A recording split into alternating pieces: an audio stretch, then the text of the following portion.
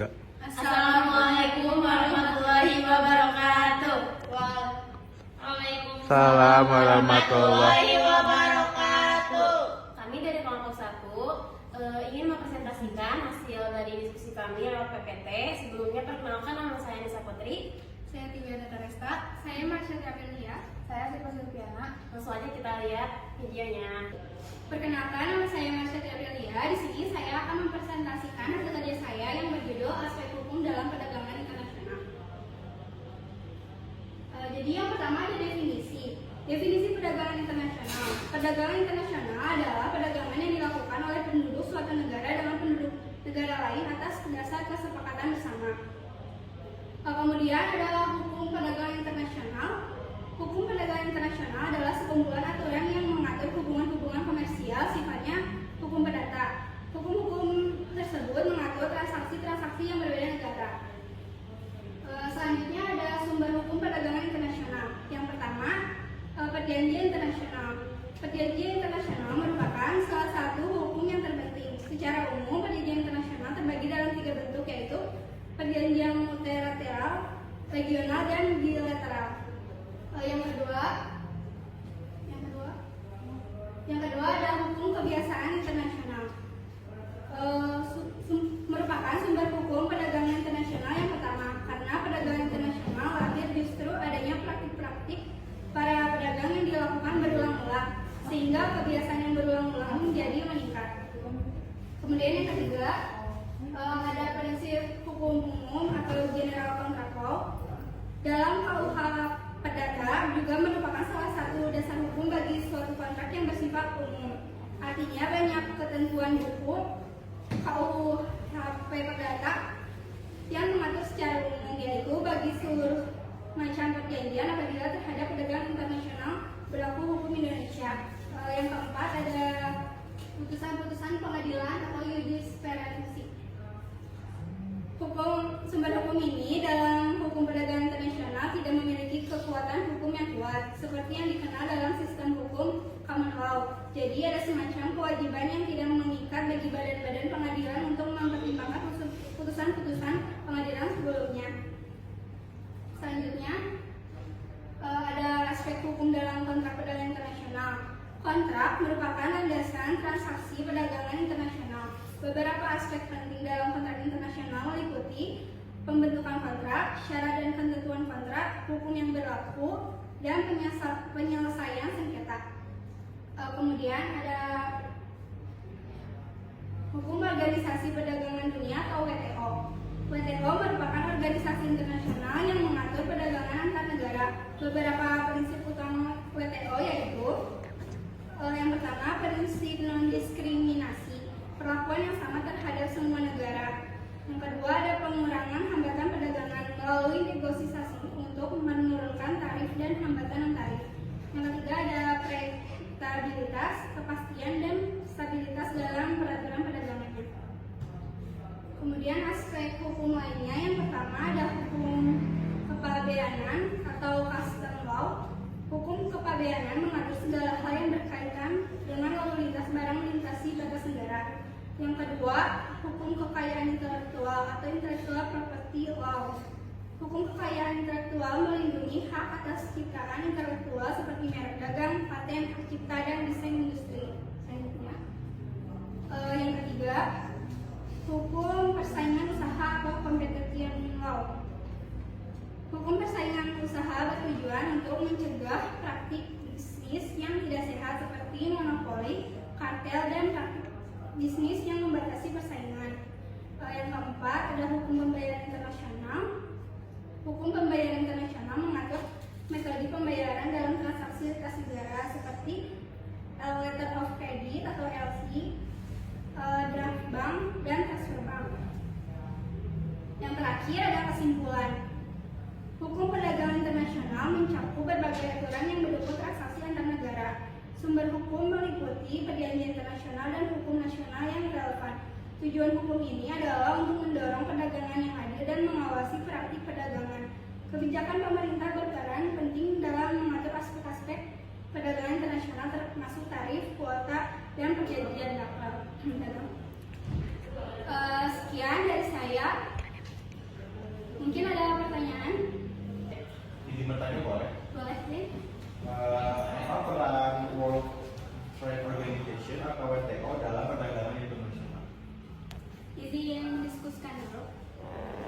Izin menjawab pertanyaan dari Zen. Jadi WTO berfungsi sebagai organisasi yang mengatur dan memfasilitasi perdagangan internasional. Tugas utama WTO yaitu menyediakan forum untuk negosiasi perdagangan, mengawasi pelaksanaan perjanjian perdagangan, menyelesaikan sengketa perdagangan antar negara anggota, mendorong transparansi dan kepatuhan terhadap aturan perdagangan internasional. Mungkin segitu. Jawab, Zen. Ya, terima kasih. Sekian dari saya. Wassalamualaikum warahmatullahi wabarakatuh. Perkenalkan, nama saya Nisa Putri. Di sini saya akan mempresentasikan hasil PPT saya yang berjudul Aspek Hukum dalam Perdagangan Internasional. Di sini ada pendahuluannya. Perdagangan internasional adalah perdagangan yang dilakukan antar negara atau pemerintah negara dengan negara lain yang menjalani suatu hubungan perdagangan yang sesuai kesepakatan antar kedua belah pihak yang melakukan perdagangan internasional tersebut.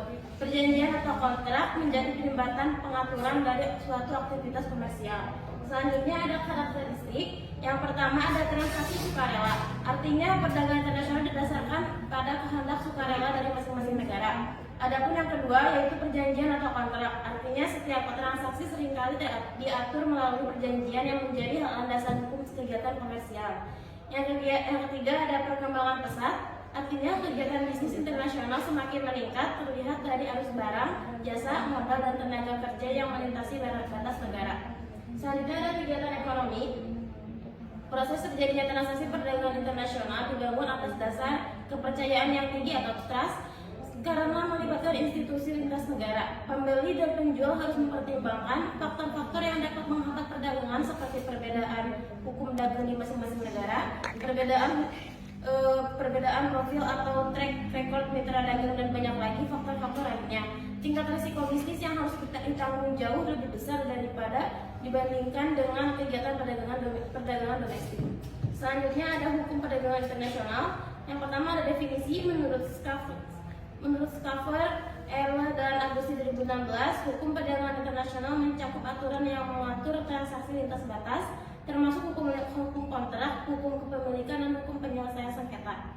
Adapun ruangan lingkupnya, aspek hukum perjanjian internasional dalam ekspor dan impor barang di Indonesia diatur oleh Kitab Undang-Undang Hukum Perdata (KUHP Perdata), serta prinsip-prinsip hukum internasional seperti yang tercantum dalam Konvensi Wina 1986 dan UNIDROIT. Selanjutnya ada perjanjian internasional. Di sini ada dua contoh. Yang pertama ada WTO, World Trade Organization. WTO berfungsi untuk memfasilitasi negosiasi perdagangan, menyelesaikan sengketa perdagangan, dan memberikan kerangka kerja bagi negara-negara untuk melakukan perdagangan secara lebih adil dan terbuka. Yang kedua ada GATT, General Agreement on Trade, yang artinya bagi masyarakat dunia GATT dibentuk dengan tujuan lainnya. Yang pertama yaitu memperluas produksi dan pertukaran barang dalam perdagangan internasional. Yang kedua meningkatkan peluang atau kesempatan kerja. Yang selanjutnya ada mekanisme pembayaran. Jaminan kelancaran pembayaran dalam transaksi internasional melalui letter of credit atau LC didasarkan pada sistem yang terintegratif dan memiliki tahapan-tahapan yang ketat. Dasar hukum LC ditandatangani oleh dua bank, yaitu bank pembeli dan bank penjual. Ini memberikan kekuatan legal yang tinggi dan memastikan bahwa hak-hak kedua belah pihak terjamin. Selanjutnya ada kesimpulan. Jadi kesimpulan di sini adalah hukum perdagangan internasional merupakan kerangka aturan yang mengatur transaksi komersial antara negara-negara dengan fokus pada hubungan perdata. Aspek hukum ini penting untuk memastikan bahwa perdagangan lintas batas berlangsung secara teratur dan adil, serta untuk mencegah praktik ilegal. Dengan demikian, hukum perdagangan internasional berperan penting dalam menciptakan lingkungan bisnis yang stabil dan berkeadilan di tingkat global. Sekian dari saya. Mungkin ada yang bertanya? Saya akan bertanya kepada apa saja hukum internasional yang berlaku dalam perdagangan internasional. Ya, terima kasih Adel. Izin menjawab dari pertanyaan dari Adel. Pertanyaannya, hukum internasional apa saja hukum internasional yang berlaku dalam perdagangan internasional?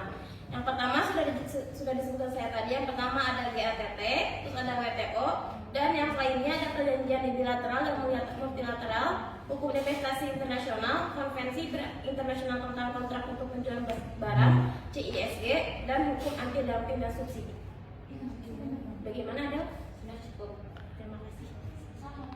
Mungkin sekian dari saya. Assalamualaikum warahmatullahi wabarakatuh. Waalaikumsalam warahmatullahi wabarakatuh. Saya Sinta Silviana akan mempresentasikan menyampaikan hasil kerja saya. Aspek hukum dalam perdagangan internasional. Perdagangan internasional merupakan salah satu bagian dari kegiatan ekonomi atau kegiatan bisnis yang akhir-akhir ini mengalami perkembangan yang sangat pesat. Perhatian dunia usaha terhadap kegiatan bisnis internasional juga semakin meningkat. Hal ini terlihat dari semakin berkembangnya arus peredaran barang jasa, modal, dan tenaga kinerja atau negara.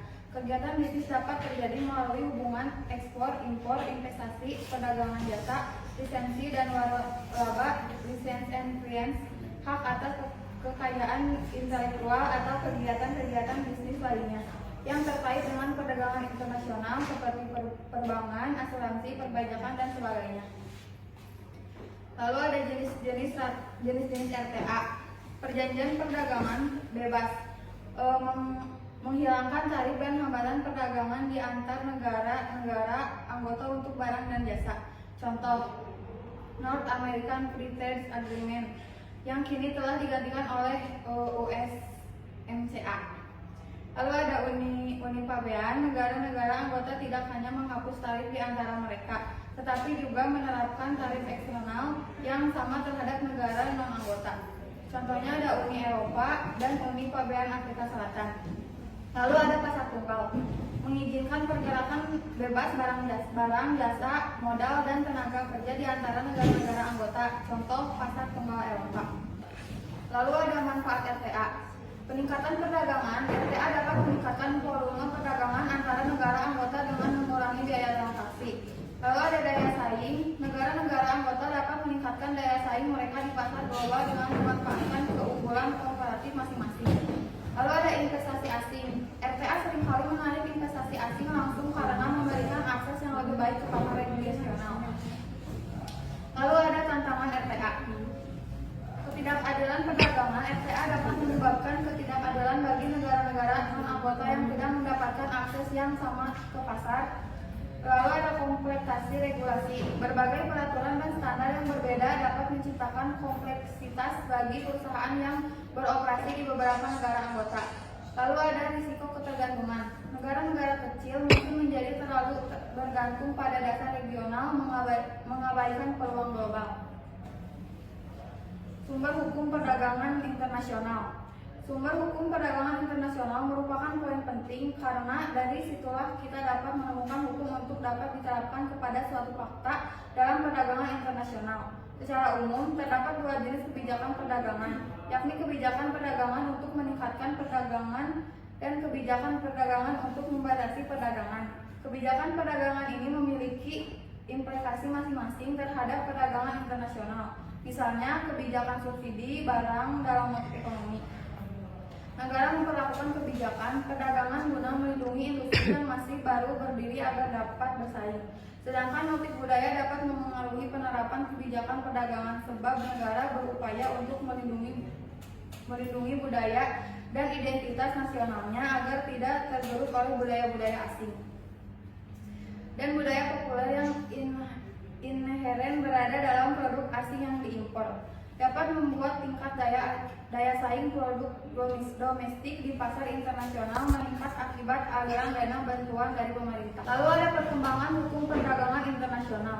Hukum perdagangan internasional telah ada sejak lahirnya negara dalam arti modern. Tidak saat itu, hukum perdagangan internasional telah mengalami perkembangan yang cukup pesat sesuai dengan perkembangan hubungan perdagangan. Dilihat dari perkembangan sumber hukumnya, dalam arti material, perkembangan hukum perdagangan internasional dapat dikelompokkan ke dalam 3 tahap, yaitu hukum perdagangan internasional dalam masa awal pertumbuhan, lalu ada hukum perdagangan internasional yang dicantumkan dalam hukum nasional, lalu lahirnya aturan-aturan hukum perdagangan internasional, dan munculnya lembaga-lembaga internasional yang mengurusi perdagangan internasional. Kesimpulannya, aspek hukum bisnis dalam perdagangan internasional memiliki peran yang sangat penting dalam menciptakan lingkungan bisnis yang aman dan teratur. Oleh karena itu, penting bagi pelaku bisnis untuk memahami hukum yang berlaku dan beradaptasi dengan perubahan yang terjadi di pasar global. Sekian dari presentasi saya. Apa ada yang mau bertanya? Boleh, sama. Saya Salma Lia mau bertanya, apa saja tantangan terbesar yang dihadapi hukum perdagangan internasional saat ini? Oke, baik. Terima kasih buat Salma atas pertanyaannya. Izin menjawab pertanyaan dari Salma. Tantangan terbesar yang dihadapi hukum perdagangan internasional saat ini sangat beragam dan kompleks. Dipengaruhi oleh dinamika global yang terus berubah. Beberapa tantangan utama diliputi adanya perubahan teknologi, e-commerce dan digitalisasi. Ada juga kecerdasan buatan AI dan ada blockchain. Gitu. Cukup. Terima kasih. Sekian presentasi dari saya. Assalamualaikum warahmatullahi wabarakatuh. Perkenalkan, nama saya Tioneta Resta. Izin mempresentasikan hasil tugas saya yang berjudul Aspek Hukum dalam Perdagangan Internasional. Pertama adalah terbelakang. Perdagangan internasional adalah perdagangan yang dilakukan antar negara atau pemerintah negara dengan negara lain yang menjalani suatu hubungan perdagangan yang sesuai kesepakatan antar kedua belah pihak yang melakukan perdagangan internasional tersebut. Atau yang bisa disebut perdagangan internasional itu perdagangan yang dilakukan oleh penduduk suatu negara dengan penduduk negara lain atas dasar kesepakatan bersama. Penduduk yang dimaksud dapat berupa antar perseorangan, individu dengan individu, antara individu dengan pemerintah suatu negara, atau pemerintah suatu negara dengan pemerintah negara lain.